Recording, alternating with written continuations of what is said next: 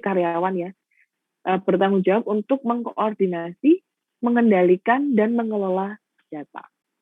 Ya, jadi yang bertanggung jawab itu adalah karyawan di bagian atau yang memegang program tersebut. Jadi kalau misalnya ada data yang keliru, maka silakan dikomunikasikan ke pihak yang bertanggung jawab. Jadi kita sebagai misalnya hanya melihat data, hanya perlu mengkonfirmasi saja. Maka menjadi terpusat. Jadi kelihatan kalau ada kekeliruan ataupun kesalahan ataupun perbedaan gitu ya yang dengan aslinya atau apa, kita hanya melihat ke satu orang saja. Jadi lebih terpusat. Beda kalau pendekatan data file tadi. Oh, yang salah yang mana ya? Kok di sini namanya Anissa double N. Di bagian ini kok cuma satu. Nah, kan jadi kita nggak tahu siapa yang keliru, siapa yang benar.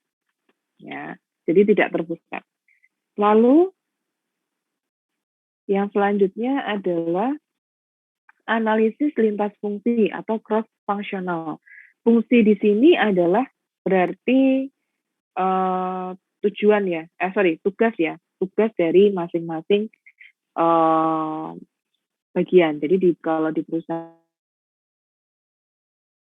itu kan paling nggak ada 4 fungsi ya minimal.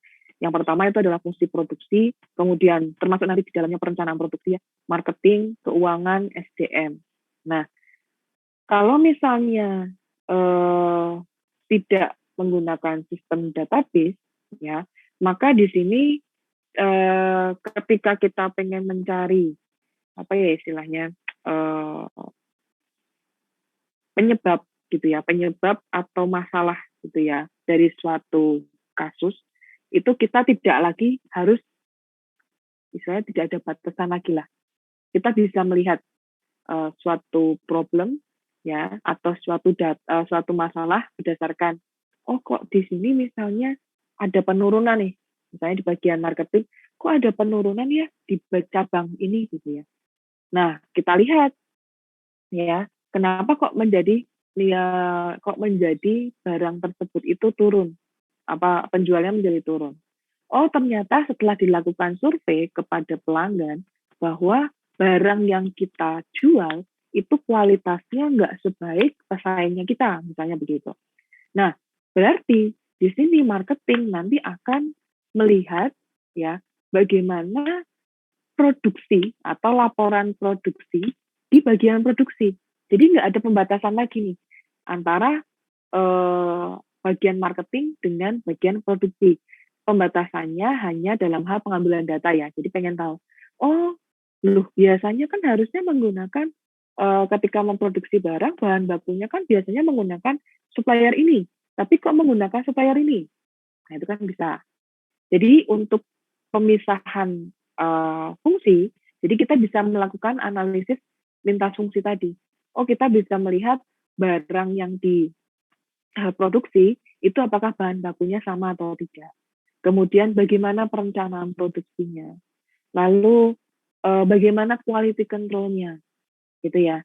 Jadi bagian marketing itu bisa melakukan analisis dari bagian produksi juga.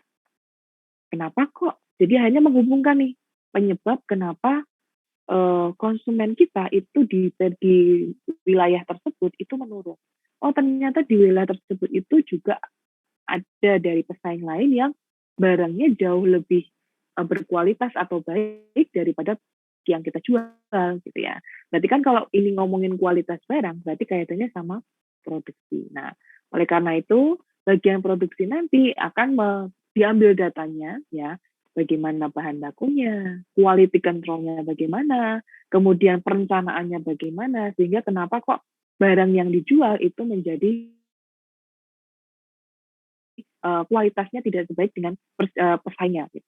Nah, itu berarti ada analisis lintas fungsi. Bagian marketing itu bisa membantu ya bagian produksi untuk melihat bagaimana apa istilahnya menyediakan data juga ya. Oh, ini kok bagian ini barangnya seperti ini. Jadi ada analisis lintas fungsi untuk melihat apa masalah atau penyebab dari yang terjadi dalam suatu organisasi.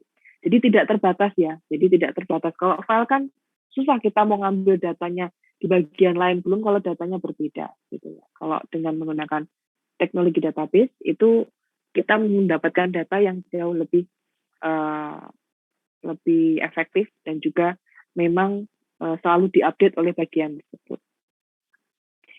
Oke, selanjutnya tadi kita ngomongin database, gitu ya.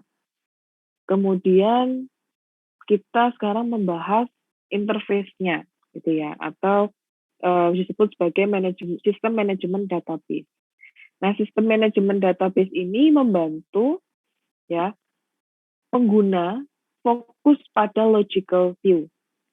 Kemarin kita sudah bahas ya ada dua pendekatan ya, yaitu yang pertama logical view, yang kedua adalah physical view.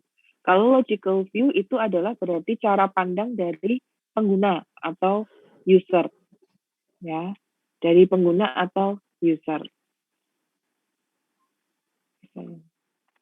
Oke, kemudian sistem manajemen database itu menerjemahkan logical view ya ke user. SMD ini menerjemahkan ke dalam instruksi untuk mengakses dan menggunakan database. Jadi dengan dibantu oleh sistem manajemen database, ya nanti memudahkan para pengguna ya untuk mendapatkan data sesuai dengan bayangannya mereka, gitu ya. Jadi sesuai dengan instruksinya nanti seperti apa. Oh pengennya datanya tabel, oh pengennya datanya grafik, gitu ya.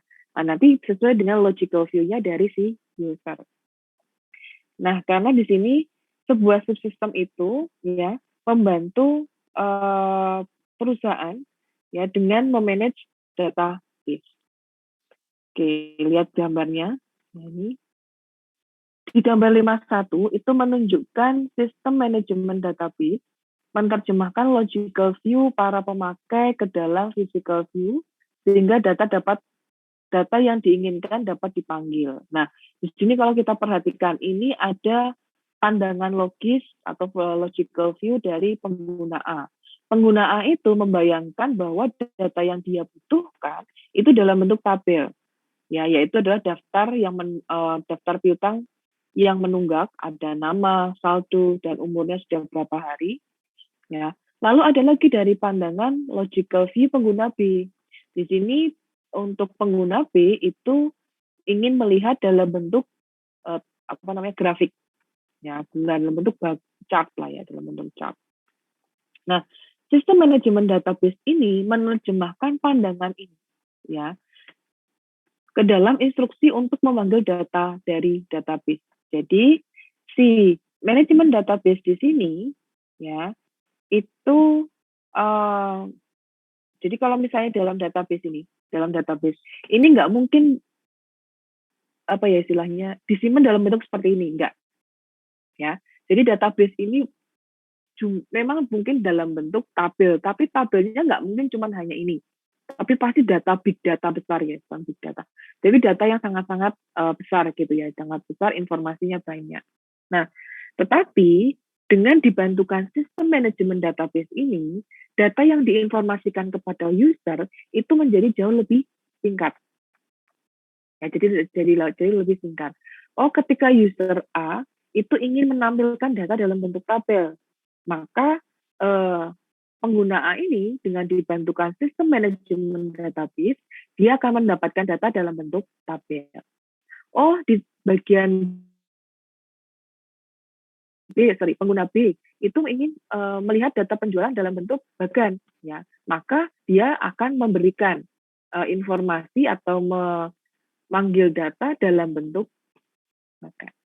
Jadi yang menerjemahkan itu adalah sistem manajemen database. Tetapi kalau data mentahnya atau data filenya sendiri itu tidak mungkin dalam bentuk bagan.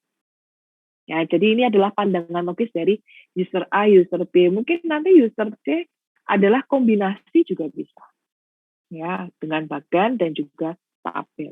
Nah, maka dibantu ya sistem manajemen database untuk menyajikan informasi yang sesuai dengan pandangan dari user. Ya, nah ini disajikan kepada para pemakai.